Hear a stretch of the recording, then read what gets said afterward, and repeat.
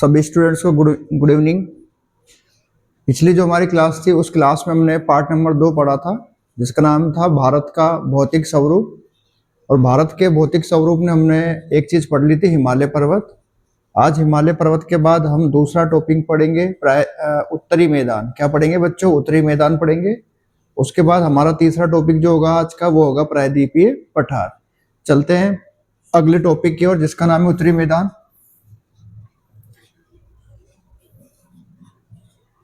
दिख रहा है बच्चों ये सबको?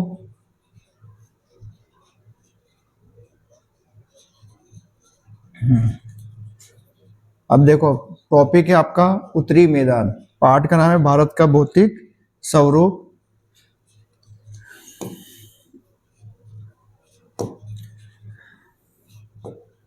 टॉपिक का नाम क्या है बच्चों? उत्तरी मैदान। कॉपी में आपको हेडिंग डालनी है उत्तरी मैदान। और उत्तरी मैदान में सबसे पहले लाइन आपको क्या लिखनी है कि उत्तरी मैदान 3 प्रमुख नदी प्रणालियों सिंधु, गंगा और ब्रह्मपुत्र और उनकी सहायक नदियों से मिलकर बना है। पहली लाइन में आप लोग क्या लिखोगे कि उत्तरी मैदान 3 प्रमुख नदी प्रणालियों से मिलकर बना है। भारत का जो उत्तरी मैदान है, ध्यान रखना बच्चों, 3 नदियों से मिलकर बना है। कितनी नदियों से मिलकर बना है बच्चों? 3 नदियों से मिलकर बना है। पहली नदी कौन सी? सिंधु। दूसरी नदी कौन सी? गंगा। और तीसरी नदी कौन सी? ब्रह्मपुत्र। आपसे पूछ ले भारत का उत्तरी मैदान किन नदियों से मिलकर बना है, तो आप क्या लिखोगे कि भारत का उत्तरी मैदान हिमालय की या 3 प्रमुख नदी प्रणालियों से मिलकर बना है। पहला है सिंधु, दूसरा है गंगा और तीसरा है ब्रह्मपुत्र, और साथ ही इनकी सहायक नदियों से मिलकर बना है। इनकी जो सहायक नदी है, जो छोटी छोटी नदी होती है, वो आगे जाकर इन नदियों में क्या हो जाती है? मिल जाती है। तो वो होती है इनकी सहायक नदी। जैसे मैं बता दूं आपको, ये गंगा। अब गंगा नदी भारत की सबसे बड़ी नदी है। अब इसकी सहायक जो नदी कौन सी बच्चों? एक तो है यमुना, एक है चंबल। इसकी सहायक नदी कौन सी? ये वाली सहायक इसकी बनास। तो बनास नदी किस में गई? बनास नदी चंबल में गई। चंबल किस में गई? यमुना में गई। यमुना किस में चली गई? गंगा नदी में चली गई। तो ये नदियां गंगा की क्या हो गई बच्चों? सहायक नदी हो गई। पहला था। उसके बाद दूसरी लाइन में आप क्या लिखोगे कि यह मैदान। अब यह मैदान का मतलब क्या है बच्चों? उत्तरी मैदान। कौन सा मैदान? उत्तरी मैदान जलोढ़ मृदा से बना है। कौन सी मिट्टी से बना है बच्चों? जलोढ़ मृदा से बना है। उत्तरी मैदान किससे बना है? जलोढ़ मृदा से बना है। और ध्यान रखना, भारत की सबसे ज्यादा उपजाऊ मृदा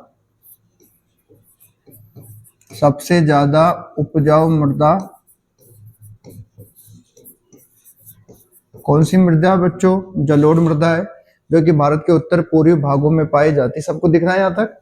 उत्तर पूर्वी भागों में पाई जाती है। उसके बाद आगे बात कर लेता हूँ उत्तरी मैदान का जो विस्तार है बच्चों। विस्तार की बात कर लो तो 7 लाख वर्ग किलोमीटर। कितना है बच्चों? उत्तरी मैदान का जो विस्तार है वो कितना है बच्चों? 7 लाख वर्ग किलोमीटर है। उसके बाद देखो, यह मैदान लगभग 2400 किलोमीटर लंबा। आपसे पूछ सकता है उत्तरी मैदान की लंबाई कितनी है, तो आप क्या लिखोगे बच्चों? 2400 किलोमीटर लंबा और 240 से लेकर 320 किलोमीटर तक चौड़ा है। क्या लिखोगे बच्चों कॉपी में कि उत्तरी मैदान लगभग 2400 किलोमीटर लंबा है और 240 से लेकर 320 किलोमीटर। उसके बाद देखो बच्चों, उत्तरी मैदान सघन जनसंख्या वाला भौगोलिक क्षेत्र। ध्यान रखना, यानी कि यहाँ पर अधिक मात्रा में जनसंख्या पाई जाती है। और उत्तरी मैदान समतल भूमि, जहां पर क्या होती है? समतल भूमि। पर्याप्त पानी की क्या होती है? सुविधा होती है। उसे कहते हैं सघन जनसंख्या वाला भौगोलिक क्षेत्र। उसके बाद देखो बच्चों क्या, उसके बाद लिखा है यहाँ पर मैंने कि यह सघन जनसंख्या वाला भौगोलिक क्षेत्र है। उसके बाद देखा कि नदियां क्या है बच्चों? अपने निचले भाग में, नदियां अपने निचले भाग में गाद,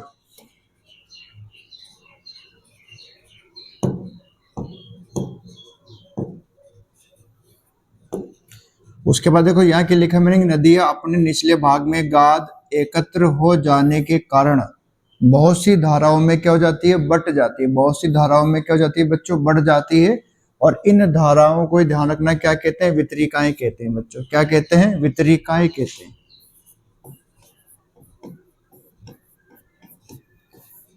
इन धाराओं को क्या बोलेंगे बच्चों, इन धाराओं को वितरिकाएं बोलेंगे। नदियां क्या कर सकती है, अपने निचले भाग में गाद इकट्ठी करती है। जब नदी आती है तो अपने साथ में कंकड़ पत्थर लाती है, गाद इकट्ठी हो जाती है। होने के बाद एक धारा नदी किधर चली जाती है, एक इधर चली जाती है, एक इधर चली जाती है, एक इधर चली जाती है, एक इधर चली जाती है। तो ध्यान रखना, यहाँ पर गाद जमा हो गई, कंकड़ पत्थर जमा हो गए, और इन धाराओं को ही क्या नाम दिया, वितरिकाएं कहा जाता है। क्या कहा जाता है बच्चों, इन धाराओं को ही वितरिकाएं कहा जाता है। उसके बाद देखो आगे क्या लिखा है, यहाँ पर मैंने एक नोट लिखवाया। क्या लिखवाया, मैंने एक नोट लिखवाया कि ब्रह्मपुत्र नदी में स्थित माजुली द्वीप, कौन सा द्वीप बच्चों, माजुली द्वीप विश्व का सबसे बड़ा, ध्यान रखना, नदी द्वीप है जहां पर लोगों का निवास पाया जाता है। ये भी आपसे एक नंबर में पूछ सकता है कि ब्रह्मपुत्र नदी पर स्थित विश्व का सबसे बड़ा नदी द्वीप है जिसका नाम है माजुली, और यहाँ पर लोगों का निवास स्थान पाया जाता है। उसके बाद देखो एक और मैंने लिखा, दोआब, वेरी इंपॉर्टेंट है दोआब। दोआब को भी याद कर लेना। दोआब का अर्थ होता है दो नदियों के बीच का भाग। दोआब का मतलब क्या होता है बच्चों, दो नदियों के बीच का भाग दोआब कहलाता है। ध्यान रखना, दो नदियों के बीच का भाग क्या कहलाता है बच्चों, दोआब कहलाता है।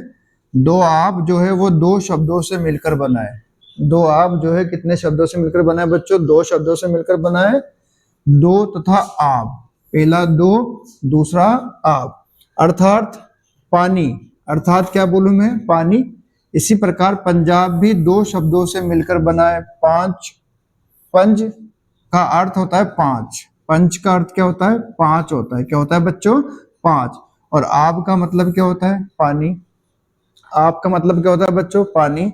तो दोआब का अर्थ होता है दो नदियों के बीच वाला जो भाग होता है उसे दोआब कहते हैं। जैसे कि मानो एक नदी ये रही, एक नदी ये रही।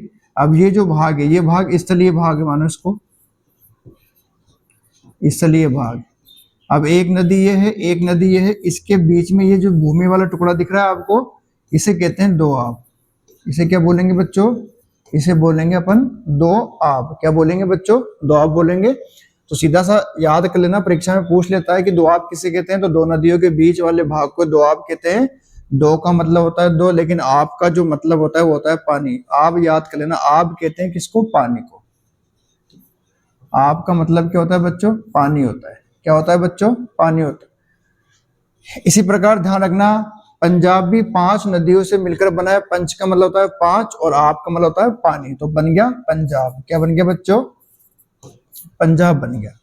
उसके बाद चलो उत्तरी मैदान के पश्चिम भाग को याद कर लेना, ये भी इंपोर्टेंट है। उत्तरी मैदान के पश्चिमी भाग को पंजाब का मैदान कहा जाता है।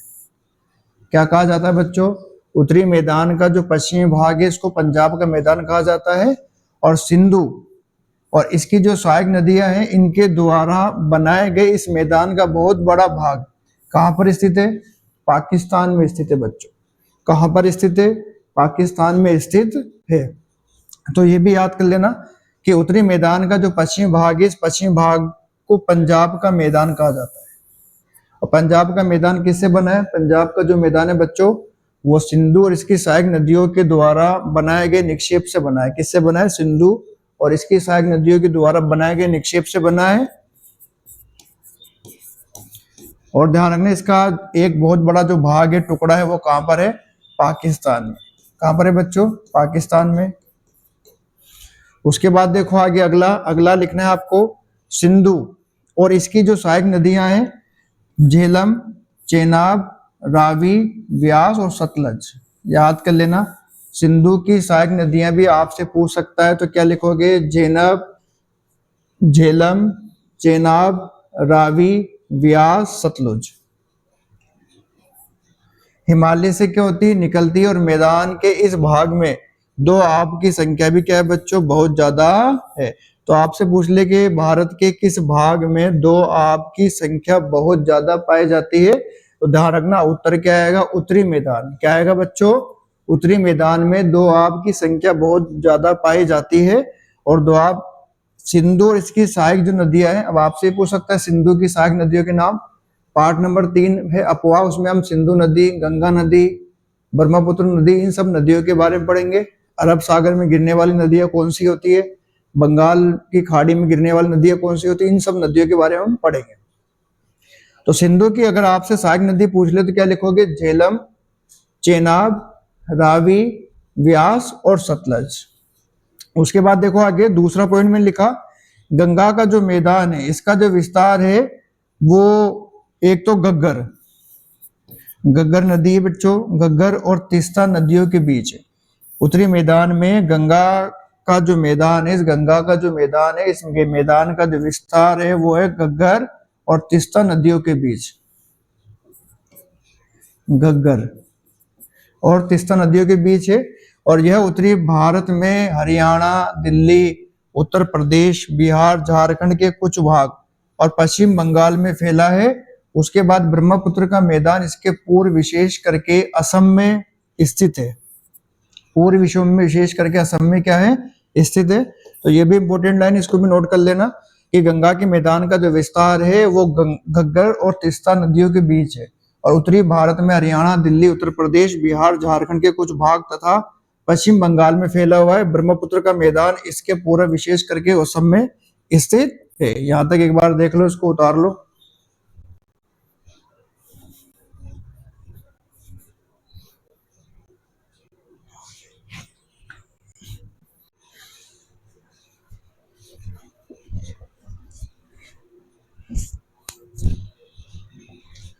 उसके बाद देखो, गंगा का जो मैदान था इसका विस्तार घग्गर और तीस्ता नदियों के बीच है और उत्तरी भारत में ये हरियाणा, दिल्ली, उत्तर प्रदेश, बिहार, झारखंड के कुछ भाग और पश्चिम बंगाल में फैला हुआ है।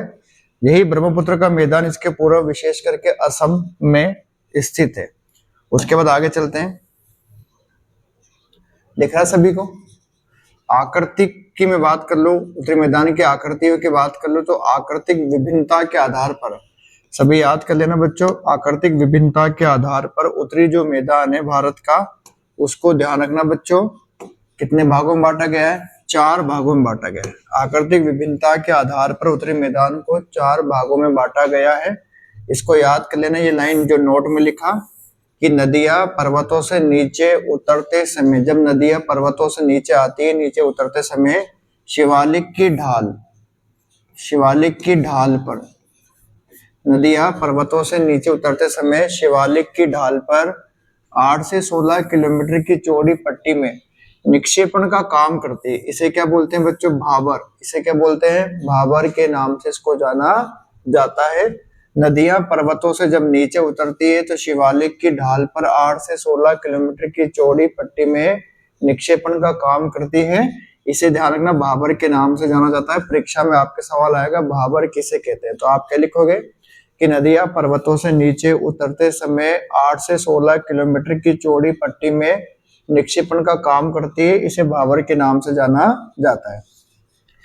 आगे जाकर नदियां नम और दलदली क्षेत्र का निर्माण करती है। आगे जाके यही नदियां नम और दलदली क्षेत्र का निर्माण करती है। और ध्यान रखना, नम और दलदली जो क्षेत्र होता है उसे ध्यान रखना बच्चों, क्या कहा जाता है, उस क्षेत्र को तराई कहा जाता है। सभी को दिख रहा है यहाँ पर, उस क्षेत्र को तराई कहा जाता है। उसके बाद देखो आगे, उत्तरी मैदान का सबसे विशाल भाग पुराने जलोढ़ का बना है। उत्तरी मैदान का सबसे जो विशाल भाग है वो किस मिट्टी का बना हुआ है, पुराने जलोढ़ का बना है और वह नदियों के बाढ़ वाले मैदान के ऊपर स्थित है। और नदियों के बाढ़ वाला जो मैदान है इसके ऊपर स्थित है।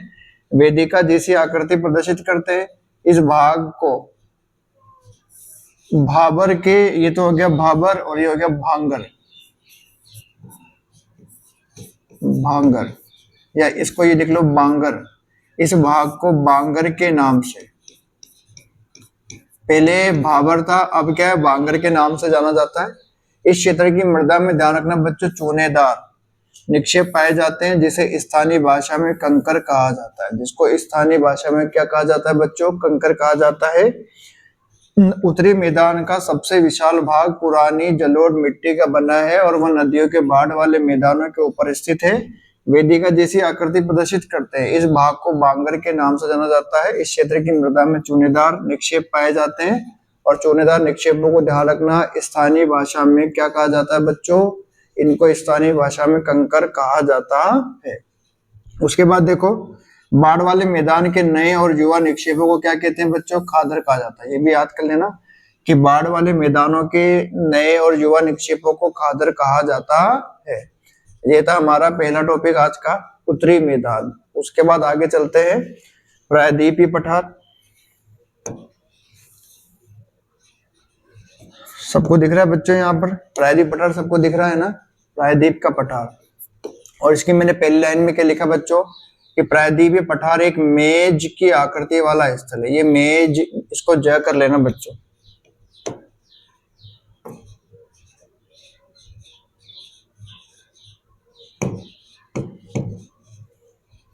मेज, प्रायद्वीपीय जो पठार है बच्चों, वो मेज की आकृति वाला स्थल है। अब मेज की आकृति ऐसे होती है, जैसे अपन टेबल देखते हैं, टेबल मेज की जैसे होती है, आयत की जैसे, तो यह है प्रायद्वीप पठार। तो प्रायद्वीप पठार एक मेज की आकृति वाला स्थल है, पहली लाइन।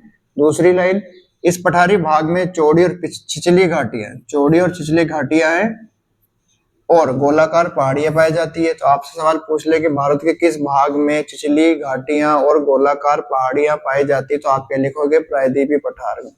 क्या लिखोगे आंसर में? प्रायद्वीपीय पठार। उसके बाद इस प्रायद्वीप पठार के दो मुख्य भाग हैं। इस प्रायद्वीपीय पठार के कितने मुख्य भाग है बच्चों? दो मुख्य भाग है। एक तो है मध्य उच्च भूमि और दूसरा दक्कन का पठार। एक तो क्या है? मध्य उच्च भूमि और दूसरा क्या है बच्चों? दक्कन का पठार। नदी के उत्तर में, ध्यान रखना, नदी के उत्तर में प्रायद्वीप पठार का वह भाग जो कि मलबा के पत्थर के अधिकतर भागों पर फैला है, उसे ही ध्यान रखना मध्य उच्च भूमि के नाम से जाना जाता है। नदी के उत्तर में प्रायद्वीपीय पठार का वह भाग जो कि मालवा के पत्थर के अधिकतर भागों पर फैला होता है, उसे क्या कहते हैं बच्चों? मध्य उच्च भूमि के नाम से जाना जाता है। इसको भी याद कर लेना। इस क्षेत्र में बहने वाली नदियां कौन कौन सी है? इस क्षेत्र में बहने वाली नदियां चंबल, सिंध, बेतवा और केन। कौन कौन सी नदियां है बच्चों? चंबल, सिंध, बेतवा और केन। ये चारों नदियां किसका भाग है? ये चारों जो नदियां बच्चों प्रायद्वीपीय पठार का भाग है।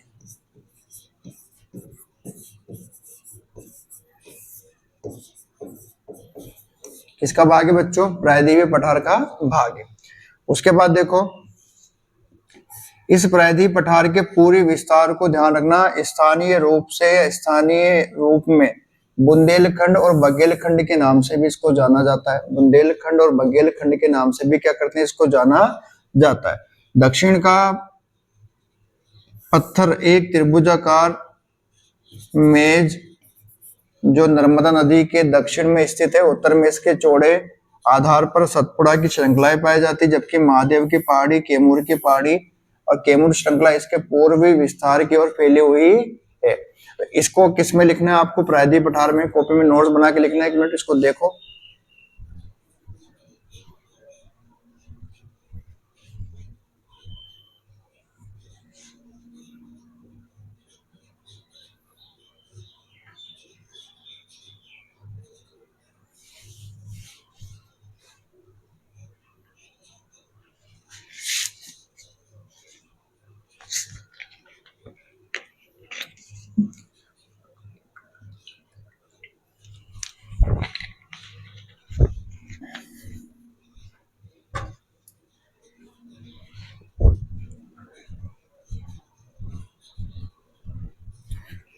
उसके बाद आगे चलते हैं बच्चों।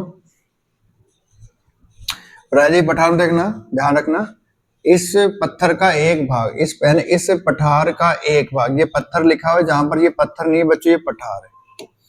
जहां पर मैंने पत्थर लिखा हुआ है, टाइपिंग में मिस्टेक हो गई, तो ये क्या है? पठार का एक भाग उत्तर पूर्व में भी देखा गया, जिसे स्थानीय रूप से मेघालय में कार्बी एंगलोंग पठार और उत्तर कचनार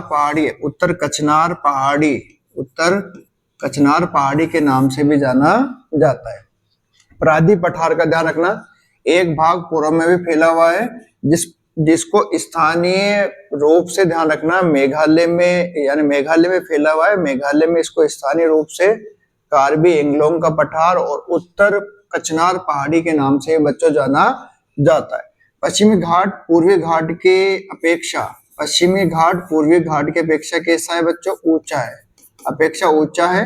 और पूर्वी घाट जो है वो 600 मीटर की औसत ऊंचाई की तुलना में पश्चिमी घाट की ऊंचाई 900 से 1600 मीटर है। कितनी बच्चों? 900 से 1600 मीटर है। उसके बाद ध्यान रखना, पश्चिमी घाट को विभिन्न स्थानीय नाम से भी जाना जाता है। पश्चिमी जो घाट है उसको विभिन्न, प्रायद्वीपीय जो घाट है उसको विभिन्न स्थानीय नाम से भी जाना जाता है। और पश्चिम घाट की ऊंचाई उत्तर से दक्षिण की ओर क्या हो जाती है? बढ़ जाती है। और इस भाग में कुछ शिखर भी पाए जाते हैं, कुछ ऊंची चोटियां भी पाई जाती है। जैसे कि पहली चोटी अनाईमुडी 2695 मीटर। कितनी बच्चों? अनाईमुडी 2695 मीटर। उसके बाद दूसरी जो चोटी वो है डोडा बेटा 2633 मीटर। उसके बाद ये लाइन भी याद कर लेना, पूर्वी घाट का सबसे ऊंचा शिखर महेंद्रगिरी। पूर्वी घाट का सबसे ऊंचा शिखर कौन सा है बच्चों? महेंद्रगिरी। कितना मीटर ऊंचा है? 1500 मीटर ऊंचा है। तो इस वाले भाग को भी कहाँ लिखना है आपको? प्रायद्वीप पठार में लिखना है। उसके बाद आगे चलते हैं बच्चों।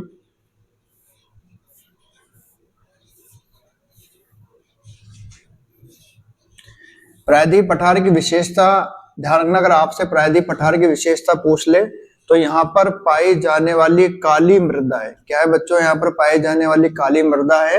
और इस काली मृदा को प्रायद्वीपीय पठार में ध्यान रखना दक्कन ट्रेप के नाम से जाना जाता है। किस नाम से जाना जाता है बच्चों? दक्कन ट्रेप के नाम से जाना जाता है। तो प्रायद्वीप पठार की विशेषता यहाँ पर पाई जाने वाली काली मृदा है जिसे दक्कन ट्रेप के नाम से जाना जाता है। और इसकी उत्पत्ति किससे हुई बच्चों? ज्वालामुखी से हुई। किससे हुई बच्चों? ज्वालामुखी विस्फोट से हुई। उसके बाद आगे देखो, आगे ये देखो भारत का मानचित्र है। इसको एक बार वाइट करके देखता हूं, दिख रहा है क्या? भारत का मानचित्र दिख रहा है क्या सभी को?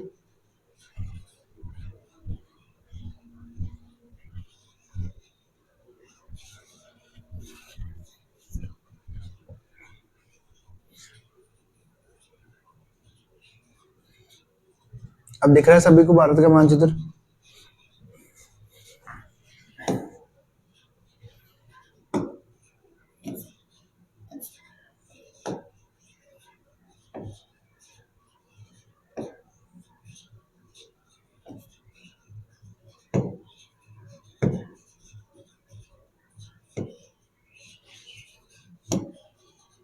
देखो बच्चों, ये है पहला जो इसको इस मैप में देखो आप, ये है हिमालय पर्वत। ये हिमालय पर्वत बच्चों जो कहां तक फैला हुआ है? पूर्व में असम तक फैला हुआ है। कहां तक फैला हुआ है बच्चों? पूर्व में असम तक फैला हुआ है। उसके बाद देख लो ये शिवालिक की श्रेणी है, ठीक। और ये उत्तरी मैदान है, जो आज हमने पहला टॉपिक पढ़ा उत्तरी मैदान, ये उत्तरी मैदान है भारत का, ठीक। और उसके बाद देखो ये मालवा का पठार जो हमने प्रायद्वीप पठार में पढ़ा। किसमें पढ़ा बच्चों? प्रायद्वीपीय पठार में पढ़ा। प्रायद्वीपीय पठार, ध्यान रखना इस मालवा के पठार को हमने प्रायद्वीप पठार में पढ़ा। और क्या नाम देखा, क्या नाम दिया गया इसमें? बुंदेलखंड या बघेलखंड के नाम से भी इसको जाना जाता है। ऐसे एक नाम हमने पढ़ा छोटा नागपुर का पठार, ये भी इसको नोट्स में देख के उतार लेना।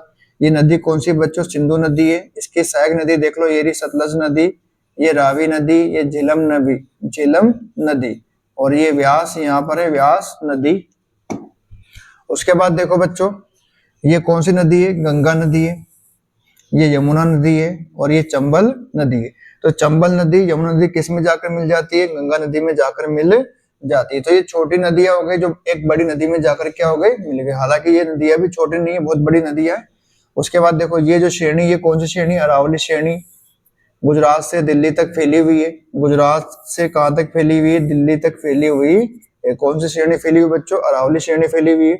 उसके बाद आया अपने पास एक तो गारो खासी जयंतिया, ये भी अपन ने पढ़ा भी। तो गारो खासी जयंतिया ध्यान रखना बच्चों, ये पहाड़ियों के नाम है। किसके नाम बच्चों? पहाड़ियों के नाम है। उसके बाद देखो आगे चलते हैं, और इस वाले भाग को देखो आप,